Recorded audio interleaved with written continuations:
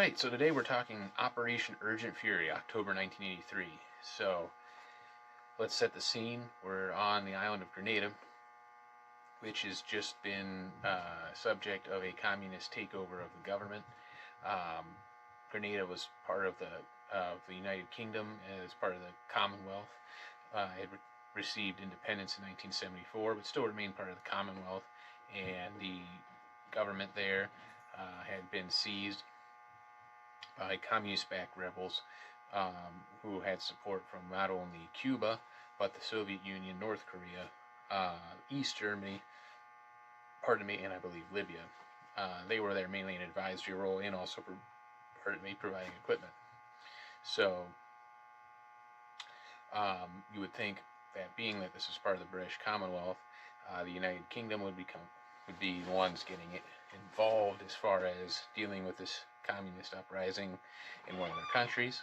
The Governor General, who is the representative of the Crown in any Commonwealth nation, had kind of made some request for intervention, but nothing real formal. And the government under Margaret Thatcher was reluctant to get involved because the UK had just come out of fighting a war in the Falklands.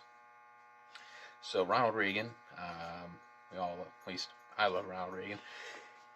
He's taken a strong stance, and he took presidency against communism. He's been bolstering the U.S. military at this point, and under his watch, he's not going to let another communist nation pop up in the Western Hemisphere. Additionally, the medical college on the island had several hundred U.S. Citizens attending. So he gives Margaret Thatcher about 12 hours notice that he's sending in U.S. forces to seize control of the island, rescue the medical students, and defeat the communist forces on the island. And that's what he does. So SOCOM sends in the 82nd Airborne, U.S. Army Rangers, Navy SEALs, and Delta Force, as well as Marine Force Recon. So all top-tier U.S. forces to take care of the situation. The Rangers and 82nd Airborne, they drop into St. Helena's Airport and seize control of that, so more U.S. forces can get in and spread out throughout the island. The airport was occupied by communist forces, so they came in under fire. Actually used a bulldozer at one point as mobile cover to get across the airfield. There's some great documentaries and all of that. If you want to watch it, I'll add some links. But they spread out. They take the two campuses where the medical students are at and get them out without much issue.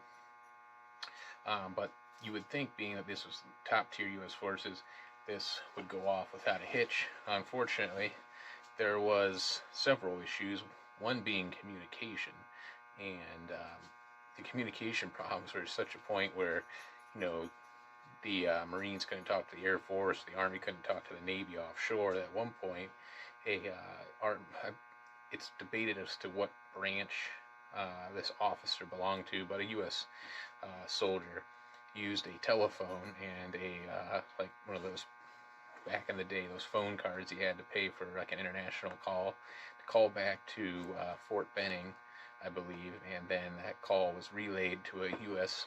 Air Force AC-130 gunship overhead to do an airstrike, because they needed air support on the ground but couldn't radio directly, so they used a phone, pay phone, to do so. So kind of interesting story. You can look up, there's some quotes from Dick Cheney on that, where he visited the island after the hostilities had ceased.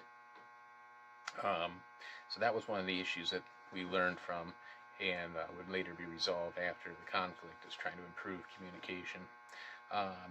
Unfortunately, 19 U.S. service members were killed in the conflict, and a large portion of that was when a group of Black Hawk helicopters crashed on a assault in the closing hours of the conflict.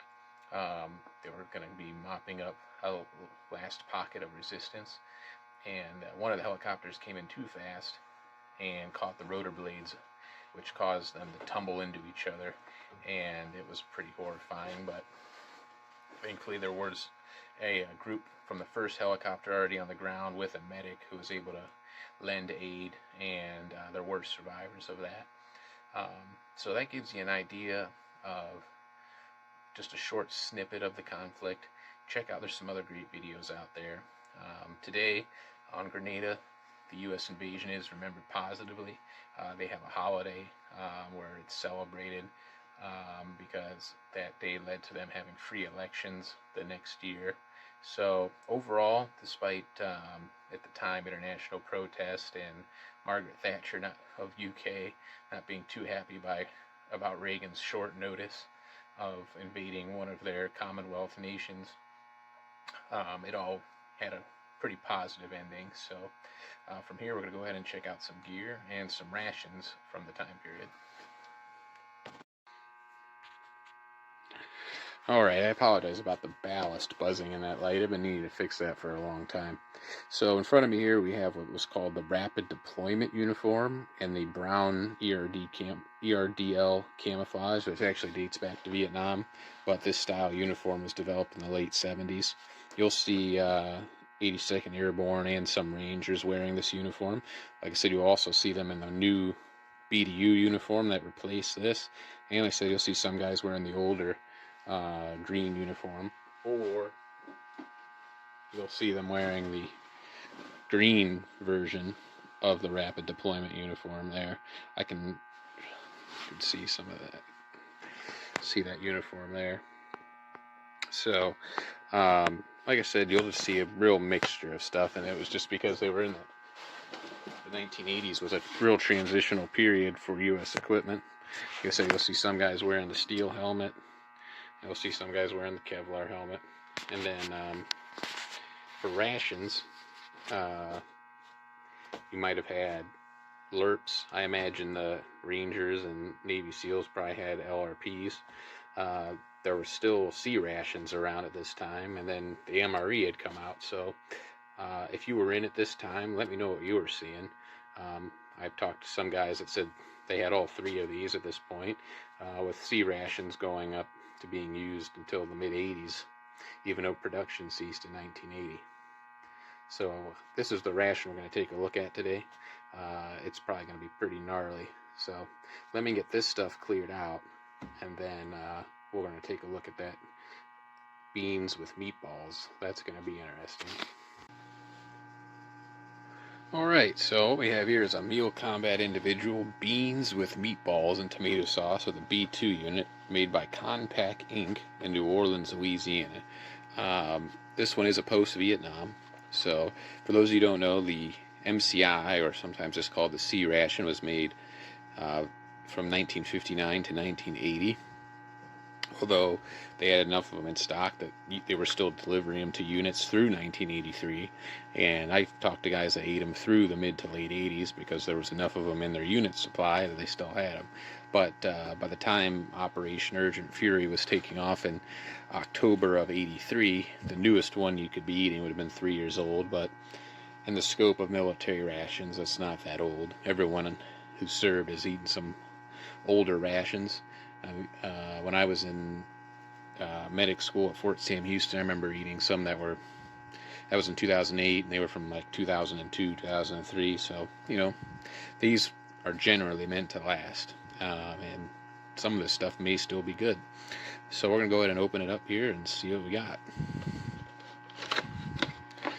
Right on top, we got a P38. That I just popped in there, so I made sure I had it. When you got a case of MCIs, there would be, I think, 4 P38s in there. It was 12 rations to a case. Each guy got 3 rations, and I think there would be 4 P38s in the case. And then you just hold on to it, reuse it. So up top, we got that accessory packet. I always think these brown accessory packets are just a lot cooler than those clear ones that come in the new rations. We got matches, chewing gum, toilet paper, coffee instant, cream substitute, sugar, and salt. No cigarettes. Cigarettes ceased going in C rations in 1972, so this is definitely post 72. Plastic spoon. pound cake. I doubt that's still any good. Made by the American Bread Company, Nashville, Tennessee. Contains rich flour, shortening, sugar, egg products, salt, and pure flavor, whatever pure flavor is. There's a pretty well-known story going around about how a army officer retired probably 10-15 years ago now, but he ate his pound cake he had taken home with him from Vietnam at his retirement ceremony. So doubt it'll be good, but we'll check it out. Peanut butter. Now that the peanut butter does hold up. Peanut butter fortified by Stevens Industries Inc., Cinderella Foods Division, Dawson. Is that California? I think that's California. At 1.5 ounces. If you watch my other Vietnam video that I did with Nate, we opened up one of these peanut butters and it was totally fine. So I'll probably save this just because, well, it's cool. And I've already had it, and it is usually good.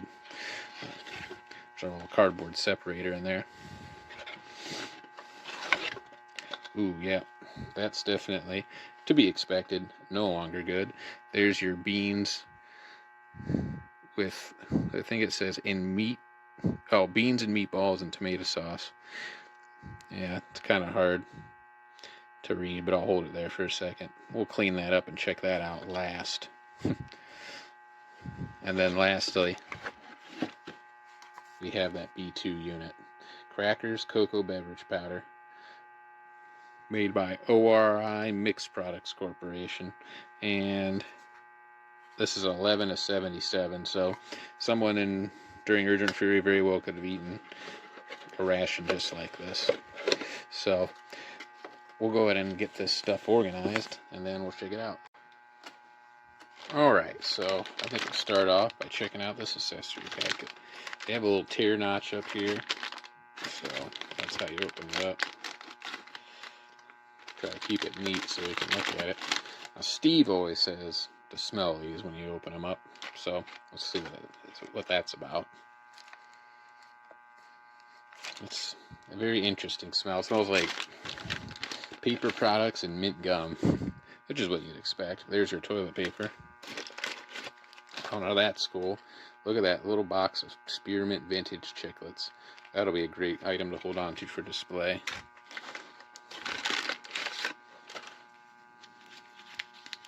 Coffee Instant Type 1, Style 1, Composition 2. So that's always, well, no, I think that's still just fine. Cream substitute, dry, non-dairy.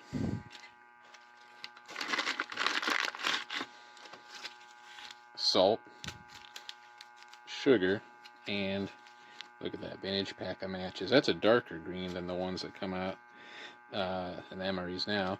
These matches are designed especially for damp climates, but they will not light when wet or after long exposure, several weeks to very damp air. So we'll see if those are any good and try one out. So there's that accessory packet. Alright, well, I guess we'll check out this B2 unit. Maybe we'll get a little Army mochaccino going here. Open the can from the bottom. That way we can preserve it for display.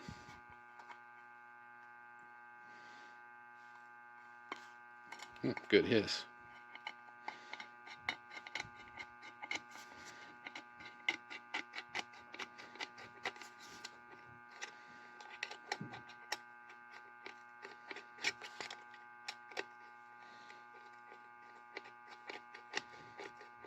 So one thing I will say about the MREs, I don't think they're as cool as these old C-Rats with the cans, but they are a lot faster to open up than using your little P38. But somehow it's still kind of fun doing this. But if you were actually on an operation and starving, the last thing I think you'd want to do is have to use this little can opener to get it opened up.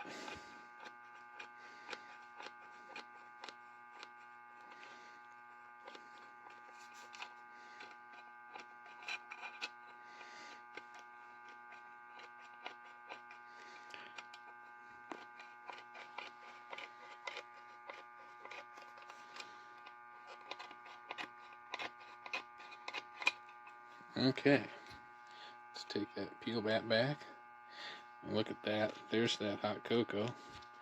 Let's see what that looks like.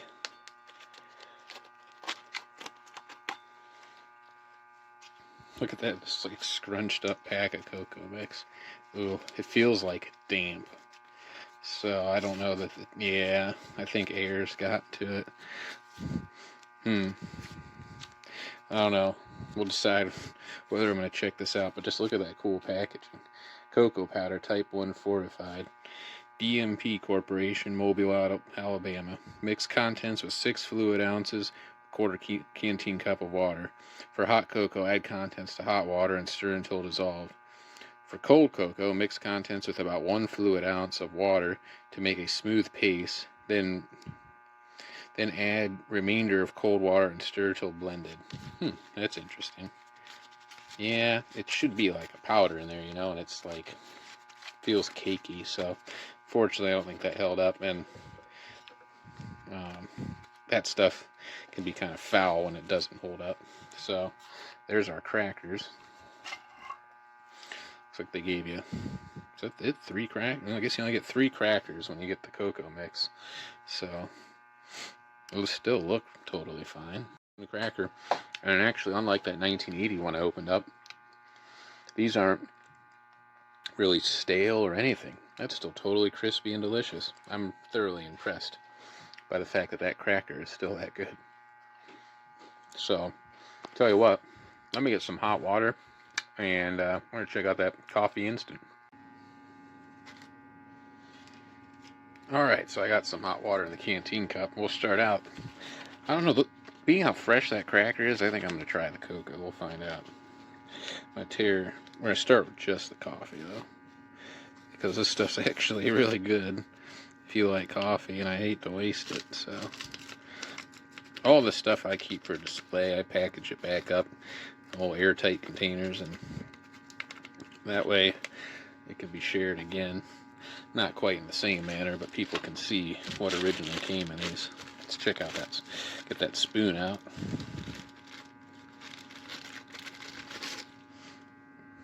Stir that up.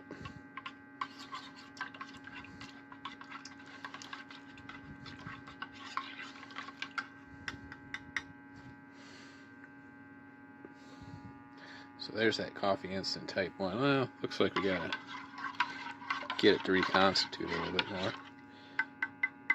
Something about this old instant coffee is just better than the kind you get now. Yeah, like that's just smooth and has good flavor to it. Let's go ahead and check out that cocoa. Hold on.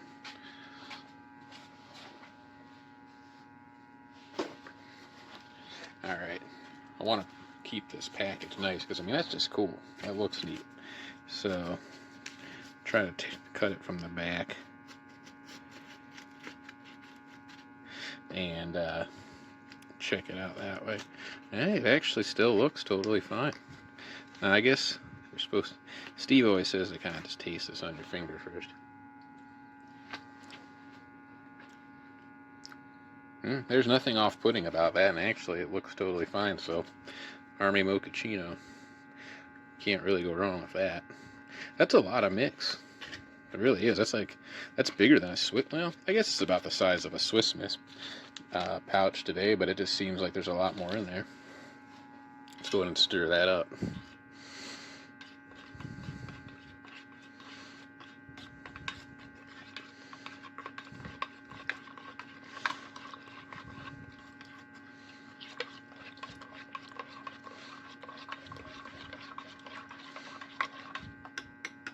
I'm going to let that reconstitute for a little bit, and while that does that, let's see if by some strange miracle we've actually gotten a good pound cake.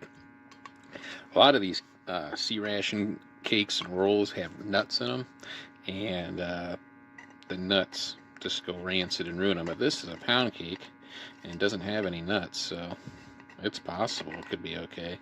Although I know Steve opened one and said it was pretty foul. I think the shortening is what did it in. kept it in the refrigerator or something, I don't know. But supposedly he ate it. But I mean, those crackers, usually they're a little, like, just a little stale, a little bleachy. Sometimes those were perfect. I mean, all things considered, if you had given me one of those and didn't tell me it was out of a 1977 C ration, I would have thought, well, you know, maybe they were a couple, you know, they were a little old, but I would never have guessed they were that old. All right, give me a minute. I'll get the rest of this can open, and I'll be right back. All right, so let's see what we got going on here. Here's our pound cake.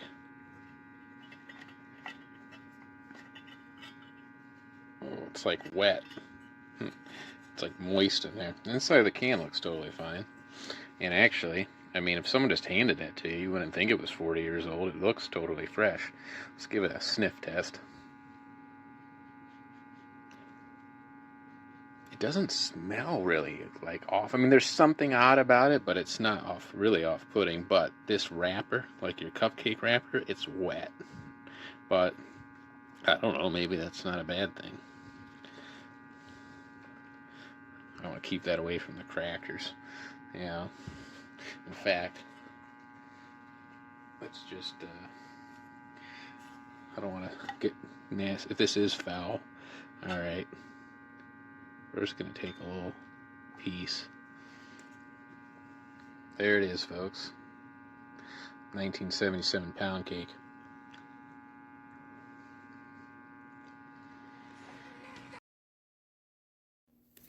In this section, the original audio somehow got overlaid with the intro music, and my original upload, I didn't catch that before deleting my stock footage.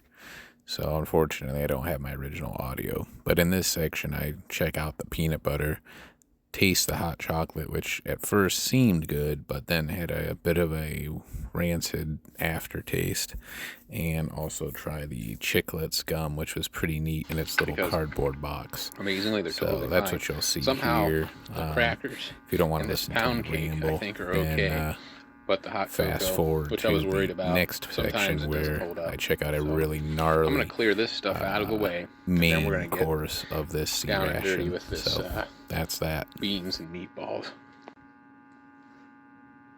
All right. Well, here it is, folks. This rather gnarly looking beans and meatballs and tomato sauce. Still chewing on that gum. Amazingly, still has flavor. Guess they don't make gum like they used to. I'm going to suspect that this can is not under any sort of pressure because it doesn't sound like any of the liquid contents are still present. But while it's mainly beyond help, I'll try to clean it up. So we're going to start with opening it from the bottom. And that way we can try to save it. Oh yeah, the can opener just punched right through that. Oh wow, look at that. It's so rusted that it just, like, it's just going through it. Yeah, I'm not even like having to use any effort there. It's that acidity from the tomato sauce. I saw the same thing when I had my Korean War era C rations. Check those videos out if you want to see some more gnarly stuff. Oh, wow. There's like nothing left. Yeah, you don't want to breathe that in. It's just like, well, hey, I never talked about that AK bayonet earlier, so look at this bad boy. Oh, wow, that's foul. That's just like, smells like just old foulness. I mean, I don't know if that's a meatball or if that's just the petrified remains of what was tomato sauce, beans, and meatballs. Yeah. Sure enough, that ain't any good anymore. Well, that pretty much concludes my short history lesson here on Operation Urgent Fury and this 1977 Mule Combat Individual, which, amazingly, I'm a complete shock about that pound cake. Tasted totally fine, was not off-putting, maybe slightly rancid. The hot cocoa tasted fine at first, but had a little bit of a follow-up. And these salted crackers, totally fine. Not bleachy or anything one bit. And that Chiclets gum, that's some good stuff. So, thanks for watching, and I'll be back with some more rations and gear and all kinds of other stuff here soon. Thanks.